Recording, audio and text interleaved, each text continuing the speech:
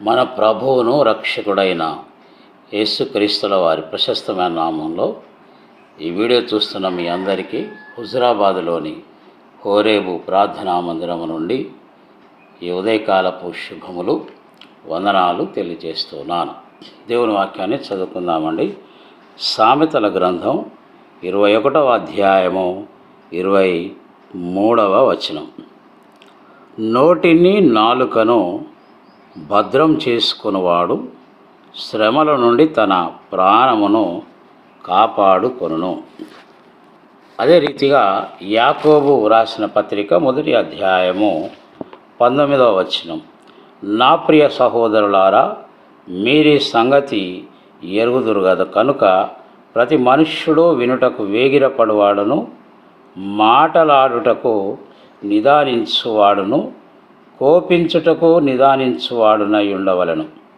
అదే రీతిగా యాకోబు పత్రిక 3వ అధ్యాయము 1 నుండి 12 వచనాలు మనం ధ్యానం చేసినట్లయితే, పరిశుద్ధాత్మ దేవుడు ప్రభువైన యేసుక్రీస్తు యొక్క తమ్ముడైన యాకోబు గారి ద్వారా అనేకమైనటువంటి వాస్తవాలను ఈ యాకోబు పత్రిక 3వ అధ్యాయం 1 నుంచి 12 వచనాల వరకు చాలా స్పష్టంగా వ్రాసి పెట్టాడు.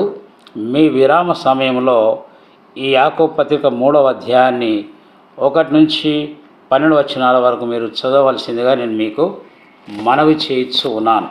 గమనించండి ప్రియులారా, ఈరోజు సమాజంలో మనం గమనించినట్లయితే ప్రతి మనుష్యుడు దేవుడిచ్చినటువంటి నోటిని లేదా నాలుకను తన ఇష్టానుసారంగా వాడుతూ ఊహించినటువంటి అనేకమైన దుష్పరిణామాలకు గురి అయిపోతూ ఉన్నాడు. కొంతమంది అనుభవజ్ఞులు చెప్పిన సత్యం ఏంటంటే, ప్రతిరోజు స్త్రీలు 4000 మాటలను మాట్లాడతారట, పురుషులు 3000 మాటలు మాట్లాడతారని ఒక విశ్లేషణలో నేను విన్నాను. సరే, ఏది ఏమైనప్పటికీ దేవుడు మనకిచ్చిన నాలుకను, నోటిని చాలా జాగ్రత్తగా మనము వాడాల్సిన వారమై ఉంటున్నాం. ఇక్కడ ఏమన్నాడు? నోటిని నాలుకను భద్రం చేసుకునేవాడు శ్రమల నుండి తన ప్రాణమును కాపాడుకొనును అన్నాడు. మరొక చోట జీవ మరణములు నాలుక వశము అన్నాడు. ఇదే సామెతల గ్రంథంలో. కాబట్టి దేవుడిచ్చిన నాలుకను, నోటిని చాలా జాగ్రత్తగా వాడదాం. శ్రమల పాలు కాకుండా క్షేమానికి పాత్రలముగా జీవిద్దాం. అట్టి కృప పరిశుద్ధాత్మ దేవుడు మనకు దయచేయును గాక. అందరికీ